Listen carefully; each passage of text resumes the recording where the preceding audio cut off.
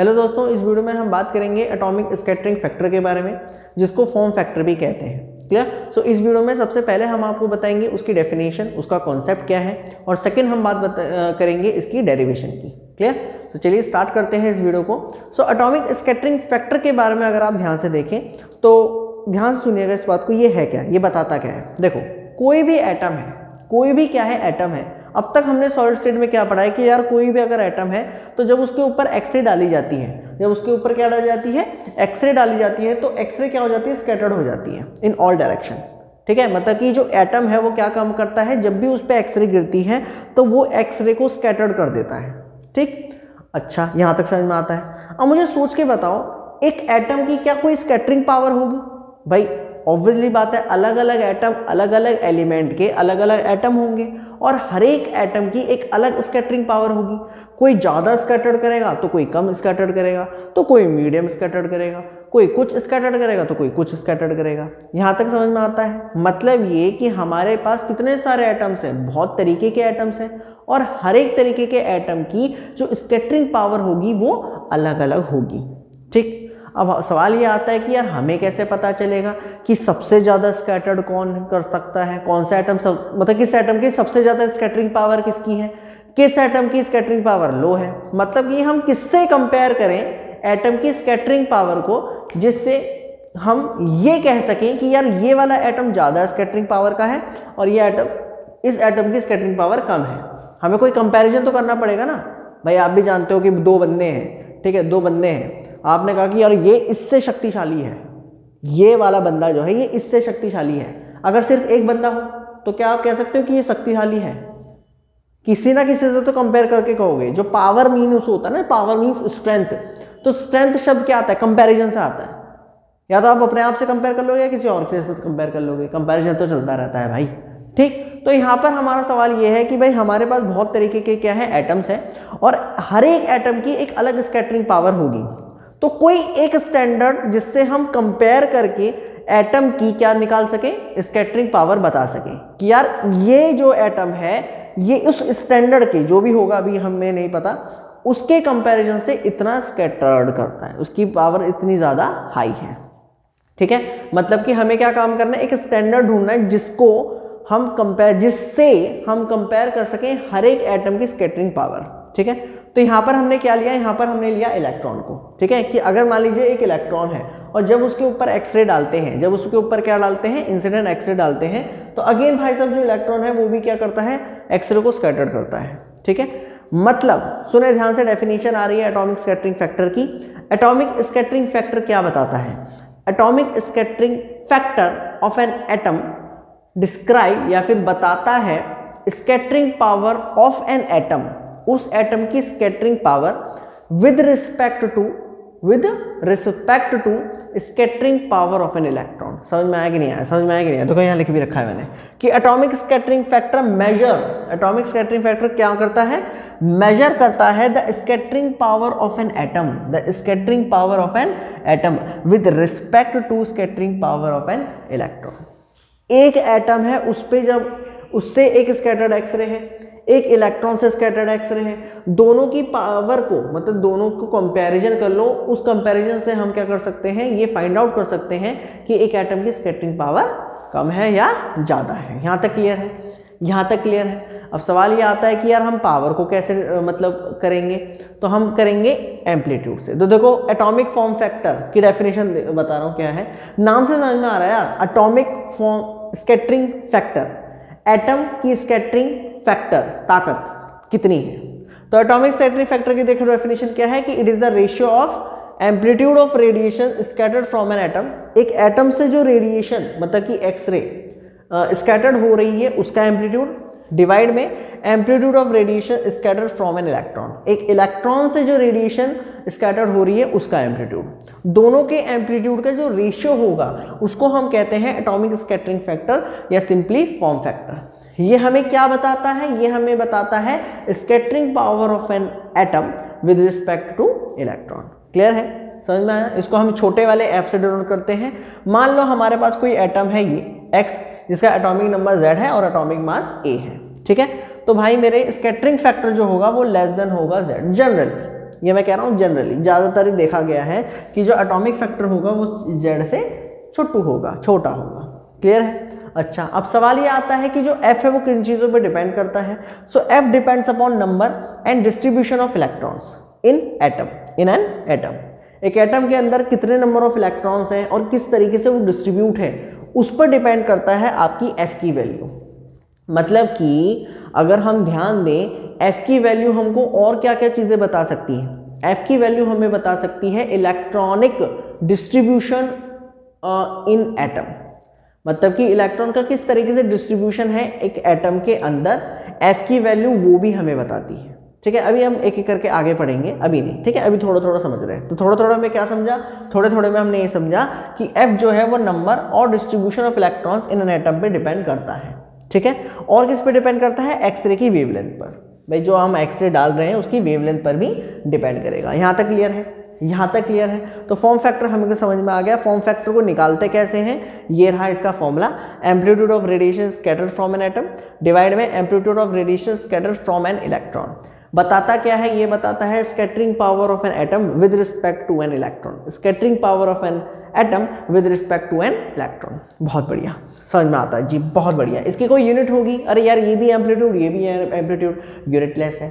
क्या है? यूनिटलेस है। अच्छा, अब बात करते हैं, फील आ गया भाई साहब, समझ में आया? फील आया, फील फील फील क्लियर है? एटॉमिक स्कैटरिंग फैक्टर समझ में आया? कॉन्सेप्ट क्लियर है? कॉन्सेप्ट क्लियर है? अच्छा, अब बात करते हैं इसकी डेरिवेशन की। अब बात करते हैं इसकी डेरिवेशन की कि इसको किस तरीके से हम क्या करेंगे मेरे भाई, डेराइव करेंगे। क्या करेंगे? डेराइव करेंगे। ठीक है, ये वाला फॉर्मूला याद रखेंगे बस, ये वाला फॉर्मूला याद रखिएगा बस। चले, तो अब देखो इसकी डेरिवेशन कैसे करेंगे। सिंपल सी है डेरिवेशन है, टेंशन नहीं लेने का, बिल्कुल भी टेंशन नहीं लेने का। तो डेरिवेशन देखो क्या है। तो डेरिवेशन के लिए हम एक बहुत मस्त सी फिगर बनाएंगे। फिगर देखो क्या है कि बॉस अपना ये एक एटम है, ये एक एटम है। ठीक है, ध्यान से सुनते रहना मेरी बातों को। ये एक एटम है और हमने क्या काम कर लिया, इसके सेंटर पर बीचों बीच एक इलेक्ट्रॉन मान लिया। क्या मान लिया? इलेक्ट्रॉन मान लिया। और ये हमारा रिफ्लेक्टिंग प्लेन है। हाँ, ये हमारा क्या है, एक रिफ्लेक्टिंग प्लेन है या स्कैटरिंग प्लेन कह लो, कुछ भी कह लो। ये है हमारा रिफ्लेक्टिंग प्लेन, रिफ्लेक्टिंग प्लेन। ठीक है, यहां तक समझ में आता है? तो हमने क्या काम करा, ये हमारा एक एटम है, सेंटर पर हमने भाई साहब एक छोटू सा इलेक्ट्रॉन ले लिया। इसको नाम दे देते हैं इलेक्ट्रॉन को हम मतलब कि ये पॉइंट दे देते हैं ए दे दो, ओ दे दो, लेट्स से ओ। ठीक है, समझ में आया? एक एटम है, सेंटर पे इलेक्ट्रॉन बैठा है। बहुत बढ़िया जी, यहाँ तक समझ में नहीं आता है? ये रिफ्लेक्टिंग प्लेन है। उसके बाद हमने क्या काम करा, हमने भाई यहाँ पर एक छोटा सा वॉल्यूम ले लिया। छोटा सा क्या ले लिया? वॉल्यूम ले लिया, डीवी, छोटा सा ले लिया वॉल्यूम। अच्छा, और इनको कर दिया ज्वाइन।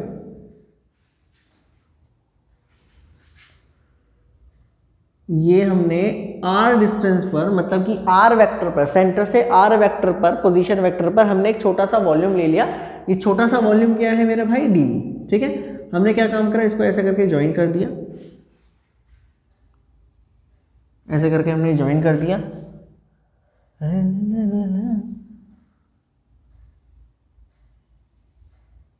ऐसे, क्लियर? यहां तक समझ में आता है? फिगर समझ में आता है? फिगर आता है जी, आता है। ठीक, तो ये एक एटम है, हमने भाई सब सेंटर पे ले लिया एक इलेक्ट्रॉन, छोटा सा क्या ले लिया हमने, एक वॉल्यूम ले लिया डीवी, छोटा सा डीवी वॉल्यूम ले लिया, छोटा सा। अच्छा, ठीक। हाँ, अब हम क्या करेंगे, सुनना ध्यान से। मान लो यहाँ पर हमने एक्सरे डाली, आई कैप, तो स्कैटर्ड होगी, बिल्कुल होगी। ये हो गई scattered S vector, S cap. S cap I cap क्या है, वो डायरेक्शन दिखा रहे हैं इंसिडेंट एक्सरे की और स्कैटर्ड एक्सरे की। अच्छा, ठीक। अच्छा, यहां पर भी मान लो एक इंसिडेंट डाली हमने, खचाक, वो भी स्कैटर्ड हो गई, खचाक।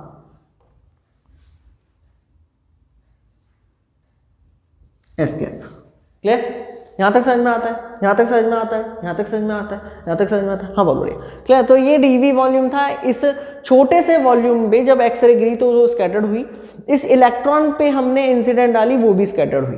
तो बॉस अपने को क्या करना है, अपने को ऑब्वियसली बात है इस वेव का मतलब कि इस एक्सरे का एम्पलीट्यूड निकालना है, इस एक्सरे का एम्पलीट्यूड निकालना है, दोनों का रेशियो निकालना है और एटॉमिक फॉर्म फैक्टर आ जाएगा। बड़ा सिंपल है, सिंपल लग रहा है। इधर देखो, अब सुनो ध्यान से सुनो। तो अपने को भाई क्या करना है, इन दोनों वेव्स का, इनका नहीं, ये तो इंसिडेंट है स्कैटर्ड का, इन दोनों का क्या करना है, एम्पलीट्यूड निकालना है और उसको कर देना है डिवाइड, जिससे मुझे डीएफ की वैल्यू मतलब कि एफ की वैल्यू मुझे पता चल जाएगी। अच्छा, तो इसको कैसे करेंगे, तो सबसे पहले हम यहाँ पर क्या करेंगे, इन दोनों वेव्स का, ये जो दो स्कैटर्ड वेव है ना, ये एक्सरे कह लीजिए, इनका हम निकालेंगे पाथ डिफरेंस। इनका हम क्या निकालेंगे, पाथ डिफरेंस। ठीक है, तो अगर मैं आपसे पूछूं पाथ डिफरेंस कितना होगा, path difference between scattered X-ray from atom and scattered X-ray from an electron. लिख देते हैं इसको, path difference between scattered X-ray from an atom and an electron. हाँ जी हाँ, इन दोनों के बीच में पाथ डिफरेंस कितना होगा। अब उसे कैसे फाइंड आउट करेंगे, सुनो ध्यान से। क्या इस फिगर को मैं ऐसे ड्रॉ कर सकता हूं, ध्यान से सुनना, ये हो गया हमारा रिफ्लेक्टिंग प्लेन, ये वाला, उसके बाद ये एक पॉइंट हो गया O, और लेट से इसको एक पॉइंट मान लो, ये एक पॉइंट मान लो, तो ये एक पॉइंट हो गया P। इंसिडेंट रे एक्स ऐसे गिर रही है, ऐसे बाहर जा रही है, ऐसे गिर रही है, ऐसे बाहर जा रही है। ठीक है, तो भाई इसको हमने कर दिया ज्वाइन, और यहां से हमने एक परपेंडिकुलर डाल दिया और यहां से हमने एक परपेंडिकुलर डाल दिया ऐसे। ठीक है, क्या इस फिगर को मैं ऐसे बना सकता हूं, मैंने इसकी जगह एक पॉइंट ले लिया P और इसकी जगह एक पॉइंट ले लिया O, इंसिडेंट रे वही है, स्कैटर्ड भी वही है, बस इसमें हमने ये सर्कल हटा दिया है और ये फिगर हमारी ये बन गई है। हमने यहां से ऐसे करके परपेंडिकुलर डाल दिया यूं करके। ठीक है, अब सोच के बताओ, ये फिगर तुमने कहीं देखी सी लग रही है, ये फिगर आपने कहीं देखी सी लग रही होगी। ये जो फिगर है ये एग्जैक्ट है लाउज डेरिवेशन में, लाउज इक्वेशन में। ठीक है, सो भाई मेरे लाउज इक्वेशन में जब हमने लाउज इक्वेशन को डेराइव करा था तो उसमें सेम टू सेम ऐसी फिगर आई थी और उसमें हमने पाथ डिफरेंस निकाला था कि किस तरीके से इसका पाथ डिफरेंस निकलेगा। ठीक है, ओहो भूल गए, टेंशन नहीं लेने का, उस वीडियो में देखते हैं मैंने कैसे बताया। सुनो ध्यान से, हम क्या करने, इसका पाथ डिफरेंस देखो ध्यान से। अब देखो मैंने पाथ डिफरेंस कैसे निकाला, ध्यान से देखो, ये दोनों ऐसे आई, यहां तक तो इनका सेम पाथ है भाई, जितना ये चला उतना ही ये यहां तक चला। ये वाली बात क्लियर है कि नहीं भाई, जितना ये यहां तक चला उतना ये यहां तक चला, तो यहां तक का दोनों का पाथ सेम है। उसके बाद हुआ ये कि ये वाला हिस्सा ज्यादा हुआ, ये मतलब यहां तक गया और ये यहां तक गया, और फिर ये वाला पाथ भी सेम है दोनों का। ध्यान से देखो, ये वाला हिस्सा और ये वाला हिस्सा सेम है, ये वाला हिस्सा और ये वाला हिस्सा सेम है, मतलब दोनों का पाथ डिफरेंस, एक तो इसका ये वाला फालतू है और उसका ये वाला फालतू है। समझ में आया, देखो इस वाले का ये वाला ज्यादा है, उस वाली रे का ये वाला ज्यादा है। तो अगर मैं आपसे पूछूं पाथ डिफरेंस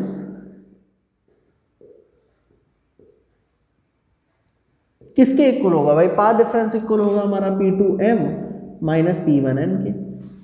भाई इन दोनों का डिफरेंस कर देंगे तो पाथ डिफरेंस समझ में आ जाएगा, नहीं आया समझ में। देखो ध्यान समझो ना, देखो यहां से यहां तक और यहां से यहां तक का तो भैया रास्ता सेम ही है, पाथ सेम है, यहां से यहां तक और यहां से यहां तक का भी पाथ सेम है, तो इसका ये वाला फालतू है, इसका ये वाला फालतू है, तो दोनों को डिफरेंस कर देंगे तो हमें पाथ डिफरेंस समझ में आ जाएगा, और छोटू सा पाथ डिफरेंस समझ में आ जाएगा जो ये वाला फालतू चला होगा। तुम्हें दिख रहा है ये वाला फालतू चला है, ठीक, कोई सा भी फालतू चलाओ लेकिन वो पता तो चल जाएगा ना, दोनों के डिफरेंस कर देंगे तो हमारा आ जाएगा P2m माइनस P1n। ये हो गई फर्स्ट इक्वेशन, यहाँ तक क्लियर है, पल्ले पड़ा, बहुत बढ़िया। अब निकालना है P2m और P1n, क्या निकालना है, P2m और P1n। ठीक, देखो कैसे करेंगे। अब मान लो P1 से P2 पे हमने एक वेक्टर डाल दिया R vector, P1 point atom था, उससे हमने दौड़ करके P2 पर हमने क्या डाल दिया, वेक्टर डाल दिया R वेक्टर। तो अगर ये R वेक्टर है तो देखो जरा ध्यान से, आराम से इन ट्राइंगल P1 P2M, हमें क्या निकालना है, P2M और P1M, ठीक है। तो देखो जरा ध्यान से, इन ट्राइंगल P1 P2M, जो एंगल M है वो 90 डिग्री है भाई, जो एंगल M है वो 90 डिग्री है, बहुत बढ़िया। And let's say this is angle theta, let's say this is angle theta, ठीक है। अच्छा, तो अगर आप ध्यान दें, ध्यान से देखना, ये R हो गया, ये क्या हो गया मेरे भाई, ये R हो गया, और ये I कैप है भाई, ध्यान से देखना, P2M बेसिकली I कैप हो गया, समझो इसको, आराम से समझो।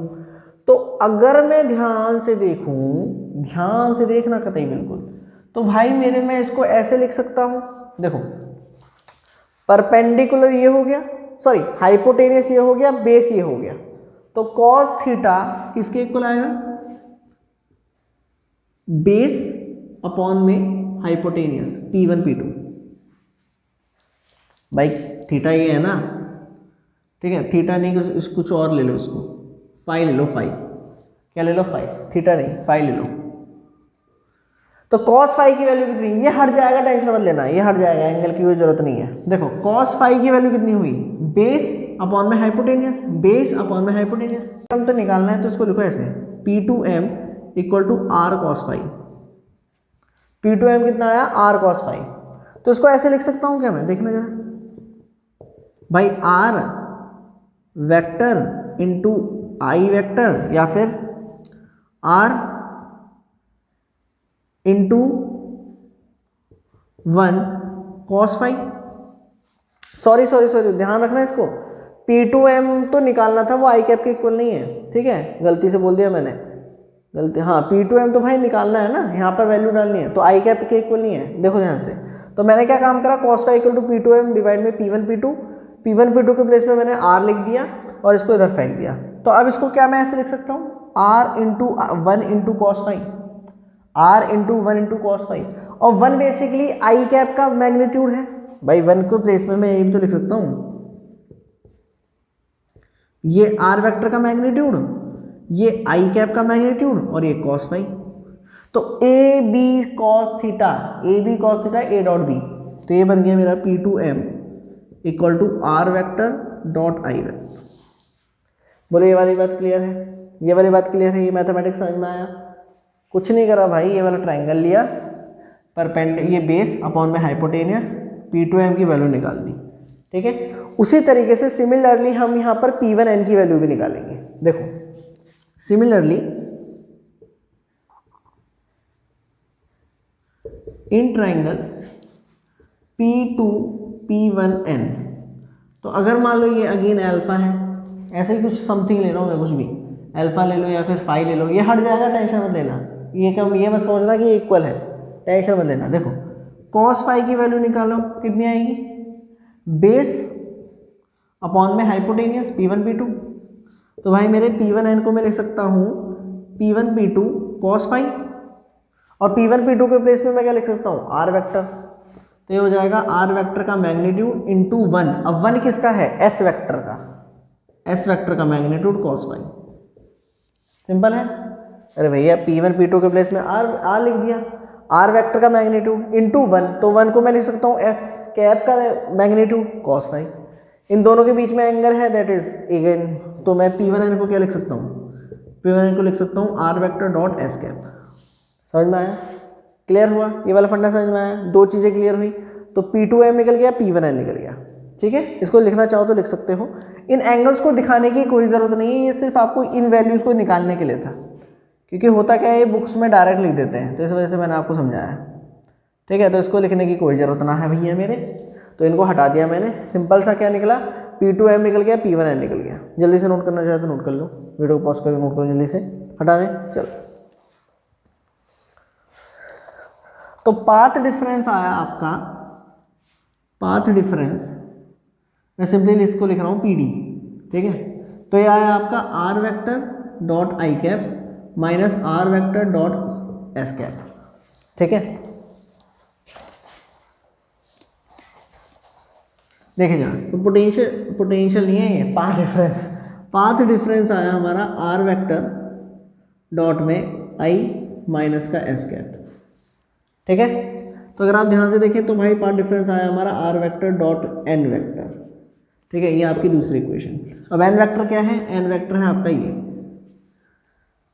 आई वेक्टर माइनस एस, मतलब I cap minus S cap. Basically ये क्या है, एक वेक्टर है जो परपेंडिकुलर है, जो परपेंडिकुलर है रिफ्लेक्टिंग प्लेन के,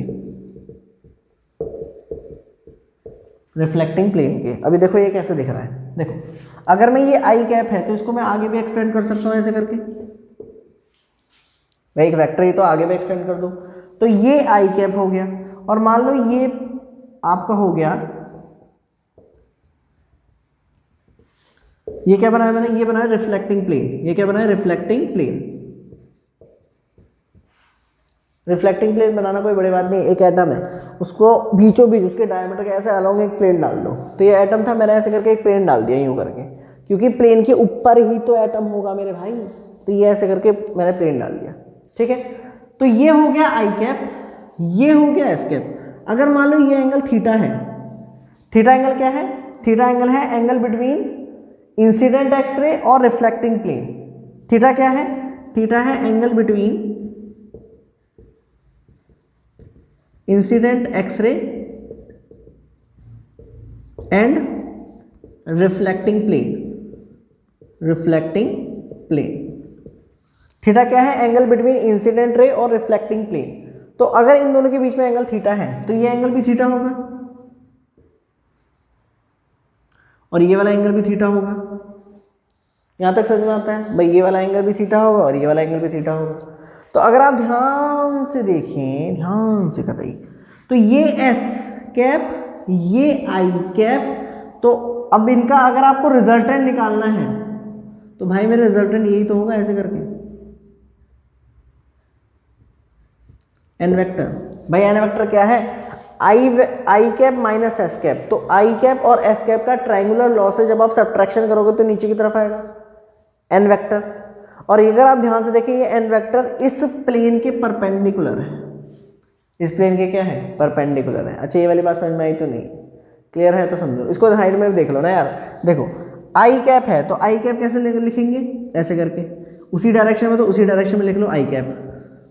उसके बाद माइनस एस कैप है तो इसको ऐसे लिख सकते हैं ना, I cap plus minus S cap, मतलब कि एस कैप को प्लस करना है तो ये हो जाएगा उल्टी डायरेक्शन में ऐसे, ऐसे करके, और ये आ जाएगा ऐसे, अच्छा ऊपर की तरफ आएगा, सॉरी ऊपर की तरफ आएगा ऐसे, एन वेक्टर आएगा ऊपर की तरफ, ठीक है। तो जरा ध्यान से देखो, एन वेक्टर जो आएगा वो आएगा ऊपर की तरफ, मतलब कि रिफ्लेक्टिंग प्लेन की क्या आएगा, परपेंडिकुलर आएगा। समझ में आया, देखो ये ऐसे करके प्लेन था ना, तो एन वेक्टर ऐसे आ रहा है यूं करके, खट खच एन वेक्टर ऊपर की तरफ, ठीक, क्लियर है। चलो भाई साहब ये मैथमेटिकल चीज़ है, थोड़ा वेक्टर लग रहा है इसमें, ठीक है, टेंशन लेना का नहीं, टेंशन। चलो तो भैया एन वेक्टर हमारा आया I cap minus S cap equal to vector जो परपेंडिकुलर रिफ्लेक्टिंग प्लेन की, वहां पर मैंने दिखा दिया रिफ्लेक्टिंग प्लेन, ठीक है। अच्छा अगर मैं आपसे पूछूं एन वेक्टर का मैग्नीट्यूड कितना होगा, अब देखो कैसे, भाई ये परपेंडिकुलर है यहाँ पर, तो आधा वेक्टर इधर होगा आधा वेक्टर इधर होगा, n/2 इधर n/2 इधर। तो अगर मैं इस ट्राइंगल को देखूं, ये वाला ट्राइंगल, इन ट्राइंगल P1N और ये जो भी नाम दे दो उसको, इसको नाम दे दो लेट्स से R, नहीं R तो वो हो गया, कोई और नाम दे दो D। तो अगर आप ध्यान से देखें इस वाले ट्राइंगल पर साइन थीटा इक्वल टू, देखो ना साइन थीटा इन ट्राइंगल, लिख देते हैं चलो, इन ट्राइंगल P1N, P1 अच्छा नाम देना पड़ेगा इसको भी, ये हो गया D, ये हो गया E, ठीक है। तो इन ट्राइंगल P1E और D साइन थीटा किसके इक्वल होगा भाई, n/2 परपेंडिकुलर अपॉन में हाइपोटेनियस एस वेक्टर, ये तो होगा ना। देखो परपेंडिकुलर n/2 और इसका hypotenuse S vector, S vector का मैग्नीट्यूड कितना होगा 1, तो साइन थीटा कितना आया, एन वेक्टर का मैग्नीट्यूड, बेसिकली एन वेक्टर का मैग्नीट्यूड डिवाइड में 2, तो एन वेक्टर कितना आया, उसका मैग्नीट्यूड कितना आया 2 साइन थीटा, 2 साइन थीटा। तो ये फर्स्ट इक्वेशन, सेकंड इक्वेशन, ये हो गई आपकी थर्ड इक्वेशन। छोटा छोटा मैथिकल पोर्शन यहाँ पर लगेगा। मैंने एक तो ये ट्रायंगल लिया था, एक ये ट्रायंगल लिया था, अब ये वाला ट्रायंगल लिया, सॉरी ये वाला अब ये लिया। ठीक है, क्लियर है, आराम से समझो। एन वेक्टर क्लियर हुआ, N vector equal to 2 sin theta, clear है। मैग्नीट्यूड निकाला है मैंने इसका, क्या निकाला है, मैग्नीट्यूड। अच्छा, इसको हटा दें, हटा दें, चलो। अब भाई साहब क्या करना है, अब ज़्यादा कोई टेंशन की वाली बात है ही नहीं। अब ज़रा ध्यान दें, तो अगर मैं देखूं नाउ फेज डिफरेंस, अगर मैं आपसे पूछूं फेज डिफरेंस कितना होगा उन दोनों वेव्स का, तो वो होगा डेल फाई या फिर simply phi 2 pi by lambda. Path difference, path difference कितना है, R vector dot N vector. देख लिया, क्लियर, समझ में आया किस तरीके से मैंने फेज डिफरेंस निकाला, किस तरीके से मैंने फेज डिफरेंस निकाला, समझ में आ गया। ठीक है, अब देखो यहां पर देखो, तो यहां पर एन वेक्टर ये हो गया नॉर्मल, नॉर्मल वेक्टर। ठीक है, उसके बाद ये एंगल हो गया हमारा फाई, और ये वाला छोटा सा एंगल हो गया हमारा डी फाई, और ये हो गया हमारा आर वेक्टर। ठीक है, उसके बाद ये एंगल हो गया थीटा, और ये वाला एंगल हो गया थीटा। सही है, सही है, क्लियर। अभी हमने देखा, अब देखो जरा पाथ डिफरेंस देखो कैसे कितना होगा इन दोनों के बीच में, मतलब कि इन दोनों के बीच में पाथ डिफरेंस कितना होगा, पाथ डिफरेंस होगा phi R equal to 2 pi by lambda R vector dot N vector. ये हो गया आपकी फर्स्ट इक्वेशन। अब समझ में आया, क्लियर। सो इन दोनों के बीच में पाथ डिफरेंस कितना होगा आपका 2 pi by lambda R vector dot N vector, और एन वेक्टर का मैग्नीट्यूड कितना है 2 sin थीटा। एन वेक्टर का मैग्नीट्यूड कितना है 2 sin थीटा। सही है, क्लियर है। अच्छा, यहां तक क्लियर है। अच्छा, अब सुनो, amplitude, amplitude of scattered radiation या X ray by an electron, by an electron at point O. जो ओ पॉइंट पे इलेक्ट्रॉन है उससे जो स्कैटर्ड रेडिएशन का एम्पलीट्यूड होगा वो किसके इक्वल होगा, वो होगा capital A which is any constant e की पावर आयोटा के x minus omega t, k x minus omega t. ये वेव इक्वेशन है, k x minus omega t, ये आपकी तीसरी इक्वेशन, ये आपकी तीसरी इक्वेशन। यहां तक क्लियर है। अच्छा, नेक्स्ट सुनो ध्यान से, amplitude of scattered radiation by a small volume, a small volume, एक छोटा सा वॉल्यूम हमने लिया है डीवी, एक छोटा सा वॉल्यूम हमने लिया है डीवी, ये वाला वॉल्यूम। ठीक है, ये वाला वॉल्यूम, ये एक छोटा सा वॉल्यूम हमने लिया था डीवी। अच्छा, अगर मैं इसकी चार्ज डेंसिटी आपसे पूछूं तो कितनी होगी, सोच के बताओ। अगर इसकी चार्ज डेंसिटी कितनी होगी भाई, इसकी चार्ज डेंसिटी होगी रो भाई, वॉल्यूम मास अपॉन वॉल्यूम, मतलब इस पर। ठीक है, ये चार्ज डेंसिटी होगी रो। तो मुझे सोच के बताओ इस पर, इस छोटे से वॉल्यूम में टोटल चार्ज कितना होगा, इस छोटे से वॉल्यूम में टोटल चार्ज कितना होगा, टोटल चार्ज। ठीक है, यहां लिख रहा, यहां लिख देता हूं, टोटल चार्ज कितना होगा रो डीवी, रो डीवी। ये क्या है, charge in small volume D V. Simple है, ध्यान से समझो मैंने क्या करा, मैंने क्या करा कि भाई ये छोटा सा वॉल्यूम है जिसका वॉल्यूम हो गया डीवी। ठीक है, उसके बाद इसकी जो चार्ज डेंसिटी हो गई, यहाँ पर कुछ चार्ज होगा कि नहीं होगा, क्योंकि ये एक इलेक्ट्रॉन का क्लाउड है तो इसका कुछ चार्ज होगा, तो इसकी चार्ज डेंसिटी मैंने ले ली रो। तो भाई साहब रो किसके इक्वल होगा, इसके अंदर जो टोटल चार्ज होगा किसके इक्वल होगा, रो डीवी। अरे आपने पढ़ा होगा ना यार 12th में कि जो रो होता है वो किसके इक्वल होता है, डी क्यू अपॉन में डीवी। तो भाई डीवी इधर आ गया, तो इस पे चार्ज कितना होगा, इस पे चार्ज कितना होगा डी क्यू, वो किसके इक्वल होगा, रो डीवी के, रो डीवी के। क्लियर है, क्लियर है। देखिए जरा, so amplitude of scattered radiation, amplitude of scattered radiation मतलब कि वो जो रेडिएशन होगी by a small volume d v जिसकी चार्ज डेंसिटी रो है और उस पर चार्ज है इतना, कितना होगा एम्पलीट्यूड, एम्पलीट्यूड होगा ए ई की पावर आई आयोटा के x minus omega T plus phi phase difference. ये क्या है, फेज डिफरेंस। ठीक है, ये क्या हो गया, फेज डिफरेंस, ये बना आर। क्लियर, उसके बाद हो गया यहाँ पर rho r d v. Rho R D v, rho r, इसको हम आर भी लिख सकते हैं, तो कोई दिक्कत नहीं है, इसको हम ऐसे भी लिख सकते हैं रो आर डी वी। क्लियर, यहाँ तक समझ में आया? हमने क्या काम करा, इसका एम्पलीट्यूड जो होगा वो कितना होगा, देखो फेज डिफरेंस कुछ होगा तो फेज डिफरेंस हमने यहाँ पे लिख दिया, यहाँ से फेज डिफरेंस हमने ऐड कर दिया और ये हमने क्या काम कर दिया, इसका इससे क्या कर दिया, मल्टीप्लाई कर दिया, रो आर डी वी। क्लियर है? क्लियर है? आ जाओ। तो ये हो गई हमारी थर्ड इक्वेशन, ये हो गई हमारी फोर्थ इक्वेशन। तो भाई मेरे जरा ध्यान से सुनना, according to definition of atomic scattering factor क्या कहती है, एम्पलीट्यूड एक एटम से जो स्कैटर्ड होगा उसका एम्पलीट्यूड और एक इलेक्ट्रॉन से जो स्कैटर्ड होगा उसका एम्पलीट्यूड। तो ये छोटा सा वॉल्यूम है एटम का, ये एटम का छोटा सा वॉल्यूम है और उससे हम स्कैटरिंग देख रहे हैं, तो छोटा सा फॉर्म फैक्टर आएगा भाई, डीएफ जो होगा वो किसके इक्वल होगा, यहाँ पर एक छोटा सा फॉर्म फैक्टर है। ध्यान से सुनो मेरी बात को, मैं क्या कह रहा हूँ, मैं पूरे एटम से स्कैटरिंग जो है वो नहीं देख रहा, मैं एक एटम के छोटे से वॉल्यूम से जो स्कैटरिंग होगी उसका एम्पलीट्यूड देखा है और इलेक्ट्रॉन का देखा है।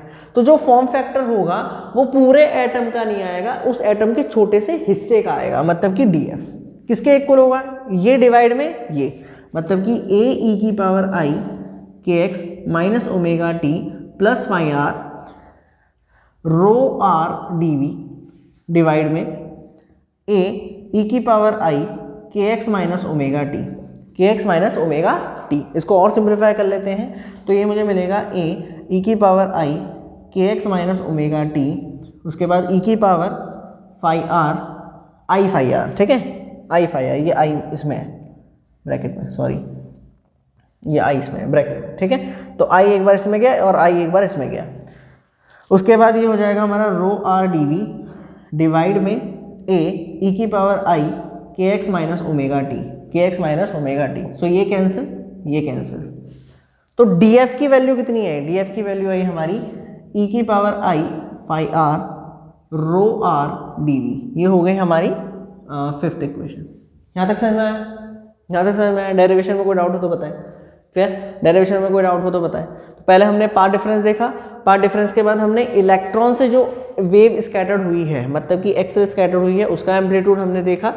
उसके बाद जो उस छोटे से वॉल्यूम से जो एक्स-रे स्कैटर्ड हुई है उसका एम्पलीट्यूड देखा, दोनों को क्या कर दिया, डिवाइड। अच्छा, इस इक्वेशन में डरना मत, ये वेव इक्वेशन है, ये वेव इक्वेशन है ये, ठीक है। एक कोई कांस्टेंट है कि प्रोपोगेशन कांस्टेंट है, एक्स क्या है, कितनी डिस्टेंस तक वो चली, एक्स कितने डिस्टेंस पर at any instant by T time पर, फॉर टी टाइम वेव कितना डिस्टेंस चलेगी, एक्स, तो ये हो गया एक्स, ठीक है।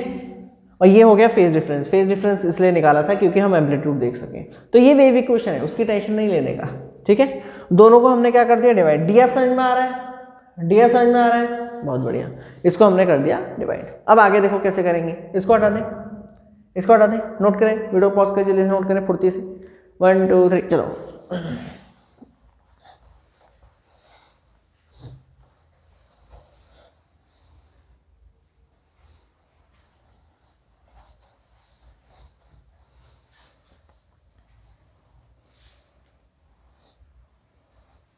तो देखें जरा ध्यान से, तो भाई मेरे डीएफ की वैल्यू आई ई की power iota phi R rho R D V, ठीक है। D F equal to phi R means phase difference, ठीक है, अभी मैंने दिखाया भी था। सो ई की पावर आई, फाई के प्लेस में क्या लिख सकता हूँ, 2 pi by lambda R vector dot N vector, ठीक है, ये हो जाएगा रो आर डी वी। ये होगी आपकी वो फिफ्थ इक्वेशन थी, ये हो गई हमारी सिक्स्थ इक्वेशन, वो फिफ्थ इक्वेशन तो ये सिक्स्थ इक्वेशन, ठीक है। अब सुनो ध्यान से, इधर देखो, 2 pi by lambda R vector dot N vector किसके इक्वल होगा, ध्यान से देखें, 2 पाई बाय लैम्डा आर और एन डॉट प्रोडक्ट है, तो आर वेक्टर का मैग्नीट्यूड एन वेक्टर का मैग्नीट्यूड और इनके बीच का एंगल कितना है, इनके बीच में एंगल है फाई, आर और एन के बीच में एंगल कितना है, फाई, आर और एन के बीच में एंगल कितना है, फाई, ठीक है। तो A dot B, A B cos phi, ठीक है। 2 pi by lambda R vector dot N vector, 2 pi by lambda R vector, sorry N vector का मैग्नीट्यूड मैंने अभी आपको बताया, एन वेक्टर का मैग्नीट्यूड अभी हमने आपको बताया क्या था, 2 sin थीटा, क्या था 2 sin थीटा। तो ये हो जाएगा, मैं सिंपली इसको आर लिख रहा हूँ, ठीक है, 2 sin थीटा cos फाई। तो क्या निकल कर आया, ये निकल कर आया मेरा 4 pi by lambda, 4 pi by lambda, उसके बाद ये हो जाएगा हमारा sin theta R cos phi. ऐसे लिख सकते हैं, देखो ना, 2 pi 2 into 2 4 pi lambda R, अच्छा साइन थीटा मैंने यहाँ लिख दिया आर cos फाई, ठीक है। अच्छा ये कांस्टेंट टर्म है तो इसको मैं लिख रहा हूँ म्यू, इसको क्या लिख रहा हूँ म्यू। तो ये मुझे मिला mu are cos phi, mu are cos phi. यहाँ पर याद रखिएगा मैंने म्यू क्या लिया है, मैंने म्यू लिया है 4 pi by lambda sine theta, 4 pi by lambda sine, ठीक है। ये ग्लैंसिंग एंगल है, ये ग्लैंसिंग एंगल है, ठीक है। So mu are cos phi, यहाँ तक क्लियर है। ये हो गई हमारी 7th इक्वेशन। अरे भैया पल्ले पड़ा, कोई डाउट तो ना है। तो हमने क्या काम करा, इसकी वैल्यू, इसकी वैल्यू, ये चीज किसके इक्वल चल रही है, ये इसके इक्वल चल रही है। तो हमने क्या काम करा, इसकी वैल्यू हमने ये पुट कर दी इस इक्वेशन में, ठीक है। तो डीएफ की वैल्यू कितनी आई, डीएफ की वैल्यू आएगी मुझे e i mu are cos phi, उसके बाद rho r d v, rho r d v. यहां तक क्लियर है, यहां तक क्लियर है। ये हो गई हमारी 7th इक्वेशन। नाउ अब सुनो ध्यान से, now by spherical coordinates, by spherical coordinates, ठीक है। अगर मैं स्फेरिकल कोऑर्डिनेट के हिसाब से देखूं तो मेरे ध्यान, भाई ध्यान से सुनना, मैं वॉल्यूम को लिख सकता हूं ऐसे 2 pi r square sine phi d phi d r. ये हो गई 8th इक्वेशन। ये थोड़ा सा आपके लिए थोड़ा सा टिपिकल रहेगा यहाँ पर। ये बेसिकली एक अलग टॉपिक है, मतलब कि स्फेरिकल कोऑर्डिनेट्स, ठीक है। स्फेरिकल कोऑर्डिनेट थोड़ा सा एक अलग टॉपिक है, और स्फेरिकल कोऑर्डिनेट में किस तरीके से हम छोटे छोटे वॉल्यूम्स को किस तरीके से हम एक्सप्रेस करते हैं, ये एक वो तरीका है, ये एक मैथमेटिकल क्वेश्चन है, ऐसे समझ लो। तो ये अभी आपको याद करना पड़ेगा कि ये जो छोटा सा वॉल्यूम है हम उसको ऐसे एक्सप्रेस कर सकते हैं, 2 pi r square sine phi d phi d r, sine phi d phi d r. मैं थोड़ा सा आपको हिंट दे देता हूँ ये कैसे आया, तुम खुद सोच के बताओ। ये जो डीवी वॉल्यूम है, ये जो डीवी वॉल्यूम है, ये एक तो आर पे डिपेंड करेगा, भाई आर पे डिपेंड करेगा कि नहीं करेगा। आर आपका पोजीशन वेक्टर है कि सेंटर से आप कहाँ फेंक रहे हो, तो आप यहाँ पर भी फेंक सकते हो, आप यहाँ पर भी फेंक सकते हो, आप यहाँ पर भी फेंक सकते हो, यहाँ पर भी, यहाँ पर भी। भाई वॉल्यूम कौन सा लिया आपने, जहाँ पर इलेक्ट्रॉन्स हो, इलेक्ट्रॉन का क्लाउड हो, और एक एटम के सेंटर से कहीं पर भी इलेक्ट्रॉन हो सकता है, तो आर कहीं पर भी बन सकता है, मतलब कि आर वेरी करेगा डीवी के लिए। उसके बाद फाई भी वेरी करेगा, क्योंकि अगर यहां पर इंसिडेंट गिर रही है तो यहां से लेके यहां तक ही आपको रिफ्लेक्शन देखने को मिलेगा। अगर देखो सोचो ना, इंसिडेंट रे ऐसे गिरी तो ऐसे थोड़ी ना चली जाएगी, ऐसे थोड़ी ना चली जाएगी, मतलब कि रिफ्लेक्शन आपको कहां से कहां देखने को मिलेगा, यहां से यहां। तो फाई की वैल्यू यहां से यहां कुछ भी हो सकती है। अगर फाई यहां से यहां कुछ भी हो सकता है तो ये जो डीवी है ये भी यहां से यहां कहीं पर भी हो सकता है। तो डीवी जो है वो दो चीजों पर डिपेंड कर रहा है, एक डी फाई मतलब फाई और आर, इसकी वजह से ये दो वेरिएबल में आ रहा है। सही है, क्लियर है। एक बस ये समझ लो, एक थोड़ा सा मैथमेटिकल है, स्फेरिकल कोऑर्डिनेट्स, ठीक। तो इसकी वैल्यू को हमने पुट करा यहाँ पर, क्या पुट करा यहाँ पर। तो डीएफ की वैल्यू मुझे निकल कर आई e i mu r cos phi, उसके बाद रो आर डीवी के बेस में हो गया ये 2 pi r square sine phi d phi d r, sine phi d phi d r. Clear. इसको मैं ऐसे भी लिख सकता हूं,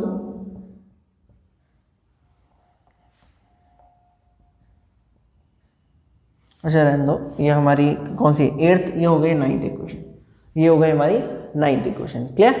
सो हमने क्या काम करा, हमने छोटे से वॉल्यूम और एक इलेक्ट्रॉन के बीच में क्या निकाला, एटॉमिक फॉर्म फैक्टर। अब अगर मैं पूरे एटम का और एक इलेक्ट्रॉन का फॉर्म फैक्टर निकालूं, मतलब पूरे एटम का मैं फॉर्म फैक्टर निकालूं, मतलब एम्पलीट्यूड निकालूं विद रिस्पेक्ट टू ए इस इलेक्ट्रॉन के एम्पलीट्यूड से, मतलब कि डीएफ को मैं क्या करूंगा, इंटीग्रेट करूंगा 0 से एफ तक, इंटीग्रेट करूंगा 0 से एफ तक। तो देखो कैसे करेंगे, जल्दी से नोट कर लीजिए इसको, पहले जल्दी से नोट कर लीजिए फुर्ती से। चले भाई साहब हटा दे, हटा दे, 1 2 3, 1 2 3, चले भाई हटा दे, चलो।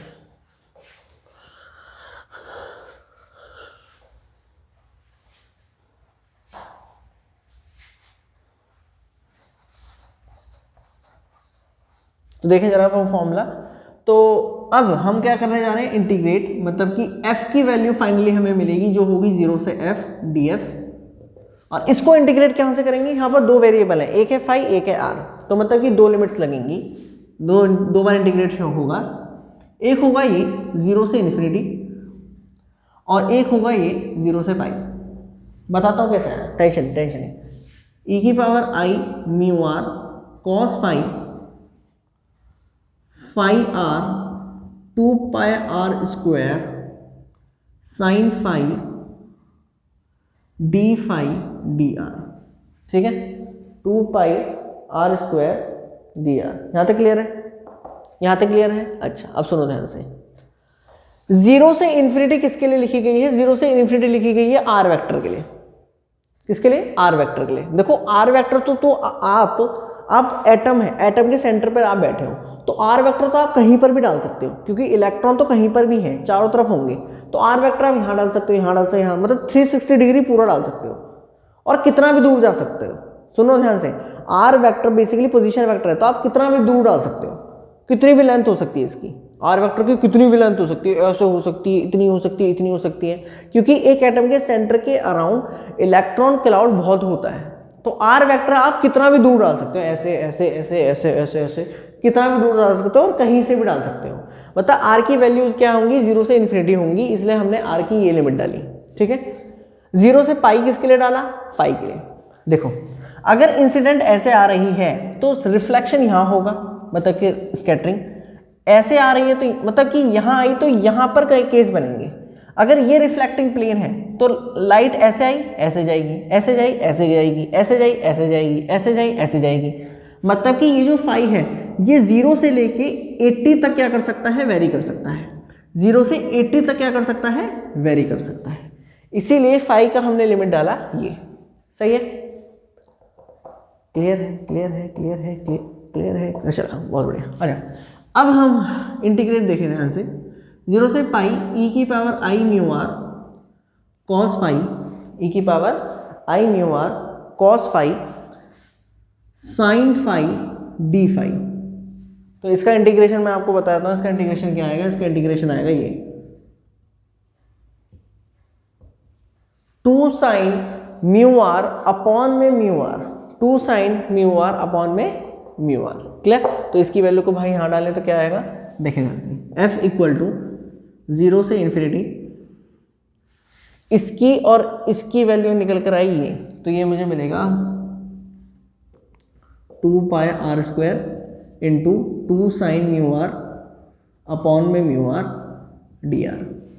सही है, सही है बॉस। देखो इसकी और इसकी वैल्यू ये रहा, तो इसकी वैल्यू हमने यहाँ डाल दी, तो फाइनल दिखाते हैं, फाइनल निकल कर आया ये, तो ये कितना आया, ये आया 4, 2 2 जा 4 पाई r स्क्वायर रो r, उसके बाद ये हो जाएगा साइन म्यू r अपॉन में म्यू r dr। तो ये एक फाइनल फॉर्मूला है, ठीक है। अभी कहानी खत्म नहीं हुई, सुनना ध्यान से, ये एक फाइनल फॉर्मूला बेटा, ये बेसिकली एक जनरल फॉर्मूला है। ये हो गई हमारी 10th इक्वेशन, ये हो गई हमारी 10th इक्वेशन, ठीक है। अब सुनो ध्यान से, सुनो ध्यान, सुनो ध्यान से, इफ अगर r जो है, सुनो, टेंशन नहीं, अगर आपका म्यू जो है वो 0 की तरफ अप्रोच करता है, म्यू जो है वो क्या करता है, 0 की तरफ अप्रोच करता है, ये वाला म्यू टेंड्स टू 0, इसका मतलब ये है कि जो थीटा है वो 0 की तरफ अप्रोच करेगा।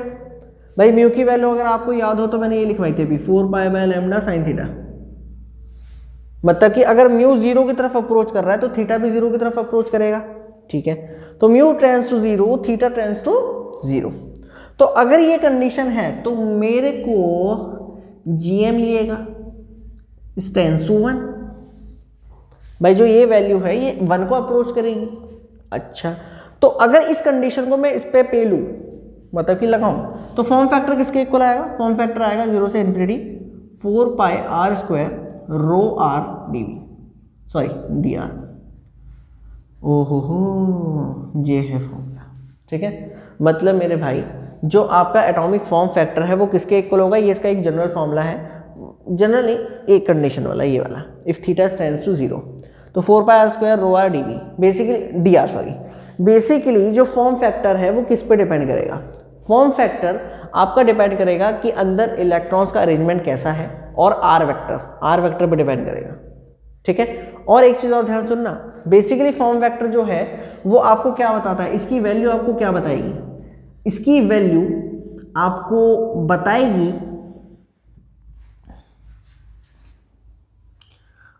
Gives the detail of distribution of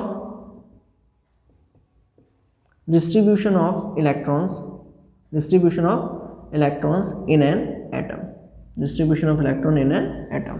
एक एटम के अंदर इलेक्ट्रॉन्स का डिस्ट्रीब्यूशन किस तरीके से होगा, ये एफ की वैल्यू आपको बताएगी। अगर आप ध्यान से देखें ये फॉर्मूला किस चीज का है? ये फॉर्मूला है कि एक इलेक्ट्रॉनिक शेल के अंदर चार्ज का डिस्ट्रीब्यूशन कैसा होगा, ये उसका फॉर्मूला है। मतलब कि एफ की वैल्यू आपको क्या बताएगी? एक एटम के अंदर इलेक्ट्रॉनिक अरेंजमेंट कैसा है, क्लियर है? यहाँ तक समझ में आया? सो आई होप आपको समझ में आया हो एटॉमिक स्कैटरिंग फैक्टर का कॉन्सेप्ट, उसका मीनिंग और उसकी डेरिवेशन, क्लियर।